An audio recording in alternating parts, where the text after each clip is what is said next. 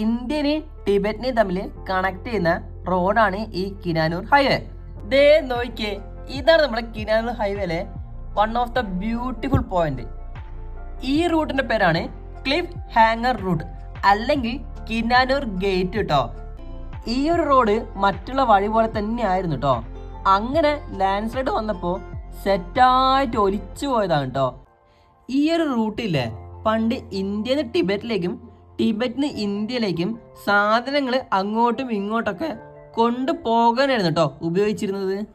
ഒരു ടാർഗറ്റ് ഒഴിവാക്കിയിട്ട് നൈറ്റ് എവിടെയാണോ സ്റ്റേ കിട്ടുന്നത് അവിടെ സ്റ്റേ അടിച്ച ശേഷം പിറ്റേന്ന് രാവിലെ ചിത്കുളിലേക്ക് വെച്ച് പിടിക്കാന്ന്. ഇത് ഏകദേശം ഒരു 1/2 കിലോമീറ്ററിന്റെ മേലോട്ടേക്ക് ഇങ്ങനെ തന്നെയാണ് കേട്ടോ റോഡ്. ഒരു പെട്രോൾ പമ്പാണ് താപ്രി എന്ന സ്ഥലത്തിന്റെ പേര്. വ്യൂ നോക്ക് എന്റെ മക്കളെ. കൊച്ചു പോയി ഞങ്ങൾ അടുത്ത് വന്നു കേട്ടോ. എന്നിട്ട് നിങ്ങൾ എവിടുന്നാണ് വരുന്നത്, എവിടത്തേക്കാണ് പോകുന്നത്, അങ്ങനെ സമയം ഇപ്പോൾ ഏകദേശം ഒരു 6:30-7 മണി അടുത്തായിട്ട് കേട്ടോ. ഇപ്പൊ തന്നെ നന്നായിട്ട് ഇരുട്ടി തുടങ്ങിയിട്ടുണ്ട്. കൂടാതെ ഫോണിൽ ഒട്ടും ചാർജ് ഇല്ല.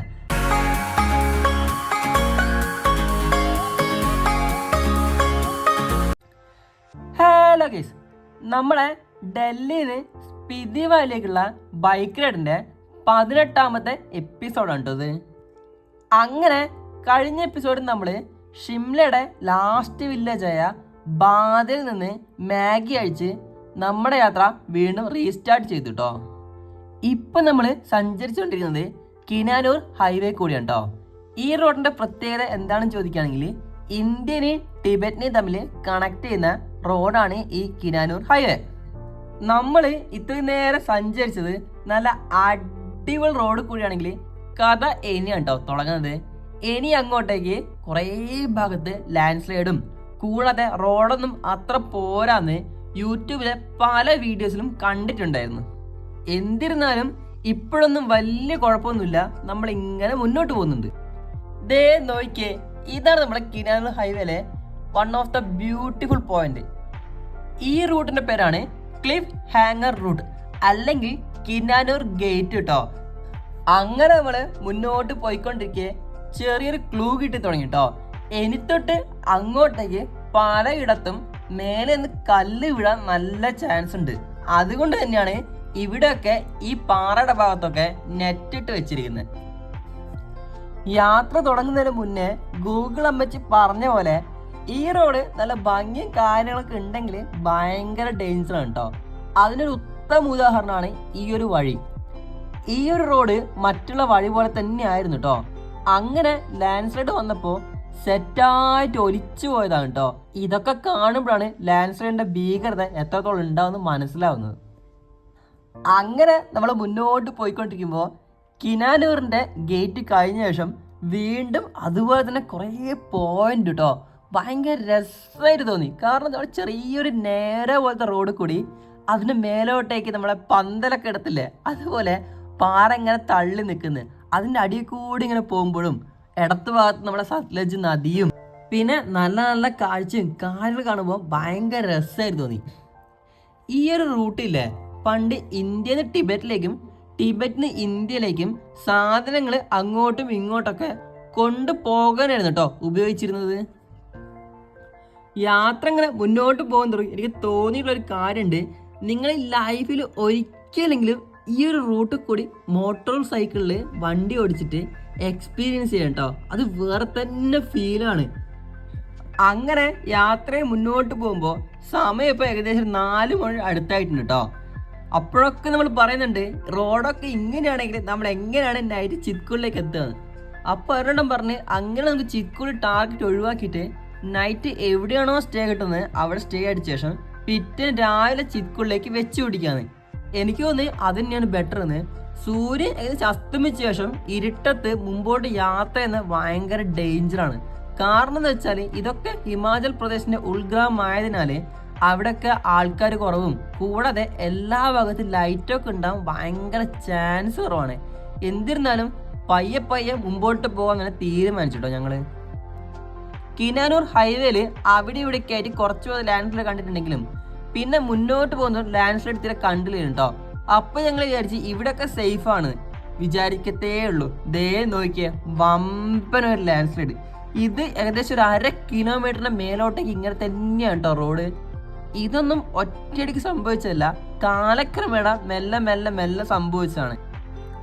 എനിക്ക് തോന്നി ഹിമാചൽ പ്രദേശ് സർക്കാരിന്റെ മേജർ എമൗണ്ടും ഇതുപോലെ റോഡ് പണിക്കും കാര്യങ്ങൾക്കെല്ലാം വേണ്ടിയിട്ടാണ് മെയിൻ ഉപയോഗിക്കുന്നത് തോന്നുന്നു കേട്ടോ.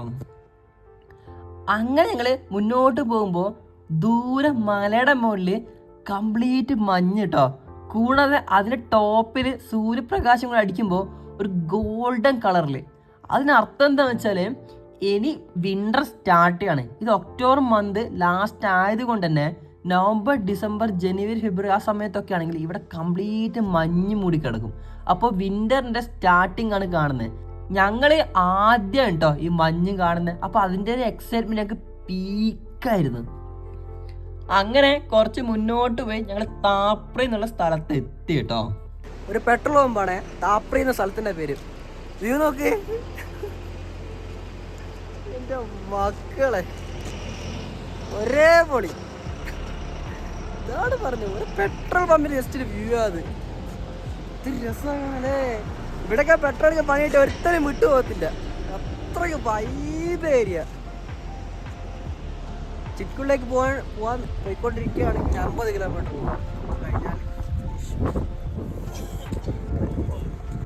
അങ്ങനെ ഞങ്ങൾ പെട്രോൾ പമ്പിൽ നിന്ന് പെട്രോൾ അടിച്ച ശേഷം വണ്ടി സ്റ്റാർട്ട് ചെയ്യാൻ നോക്കുമ്പോൾ ഒരു കൊച്ചു പോയി ഞങ്ങൾ അടുത്ത് വന്നു കേട്ടോ. എന്നിട്ട് നിങ്ങൾ എവിടുന്നാണ് വരുന്നത്, എവിടത്തേക്കാണ് പോകുന്നത്, അങ്ങനത്തെ കുറേ കാര്യങ്ങളൊക്കെ പുള്ളി ചോദിക്കുന്നുണ്ട്.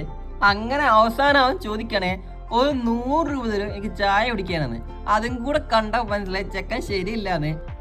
അങ്ങനെ ഞങ്ങൾ വണ്ടി വേഗം സ്റ്റാർട്ട് ചെയ്ത് ചിത്കുളിലേക്ക് വെച്ച് പിടിച്ചിട്ടോ. ദേ നോക്കിയേ, മുന്നിലൊരു ബെയിലി പാലം. ഈ ഭാഗത്തൊക്കെ ബെയിലി പാലാണ് കേട്ടോ മെയിൻ ഉപയോഗിക്കുന്നത്. കാരണം എന്താന്ന് വെച്ചാൽ ഇവിടെയൊക്കെ ഇടയ്ക്കിടയ്ക്ക് ലാൻഡ് സ്ലൈഡ് ഉണ്ടാകുന്നതും പിന്നെ വെള്ളപ്പൊക്കം ഉണ്ടാകുന്നതുകൊണ്ട് തന്നെ നമ്മൾ സാധാരണ പാലുണ്ടാക്കൽ പോസിബിൾ അല്ല. ഉണ്ടാക്കുകയാണെങ്കിൽ തന്നെ അത് പെട്ടെന്ന് തന്നെ പൊളിഞ്ഞു പോകാൻ ചാൻസ് ഉണ്ട്. ആ ഒരു പക്ഷം ഇവിടെയൊക്കെ ബെയിലി പാലം തന്നെയാണ് ഏറ്റവും ബെസ്റ്റ് കേട്ടോ. അങ്ങനെ യാത്ര ഏകദേശം ഒരു 6 മണി 6:30 അടുത്തായിട്ടോ. അപ്പോൾ ഇതാ ഇടത്ത് പോയി നോക്കിയേ, നമ്മളെ നദിയില്ലേ, പ്രോപ്പർ പച്ചയല്ല നീലയല്ല നടുക്കുള്ളൊരു കളർ കേട്ടോ. ആദ്യമായിട്ടാണ് ഞാൻ ഇങ്ങനത്തെ ഒരു നദീൻ്റെ ഒരു കാഴ്ച കാണുന്നത്. അപ്പോൾ പറഞ്ഞു ഇവിടെ അല്ല, ശരിക്കും സ്പിതി വാലിലേക്ക് എത്തും തോറും അവിടെയൊക്കെ നദിയുടെ കളറൊക്കെ പ്രോപ്പർ നീലയായിരിക്കുന്നത്. ആദ്യമൊന്നും വിശ്വാസം വന്നിരുന്നില്ല കേട്ടോ. പിന്നെ നേരിട്ട് കണ്ടപ്പോഴാണ് അതിൻ്റെ ഒരു ഇത് മനസ്സിലായത്. അങ്ങനെ സമയം ഇപ്പോൾ ഏകദേശം ഒരു 6:30-7 മണി അടുത്തായിട്ട് കേട്ടോ. ഇപ്പോൾ തന്നെ നന്നായിട്ട് ഇരുട്ടി തുടങ്ങിയിട്ടുണ്ട്. കൂടാതെ ഫോണിൽ ഒട്ടും ചാർജില്ല. അങ്ങനെ ഫോൺ എന്ത് ചെയ്ത് പവർ ബാങ്കിൽ ഇട്ട ശേഷം ബാഗിൽ എടുത്ത് വെച്ച് ഞാൻ എന്ത് ചെയ്ത് വണ്ടി റീസ്റ്റാർട്ട് ചെയ്ത് ചിത്കുളിലേക്ക് വെച്ച് പിടിച്ചിട്ടോ.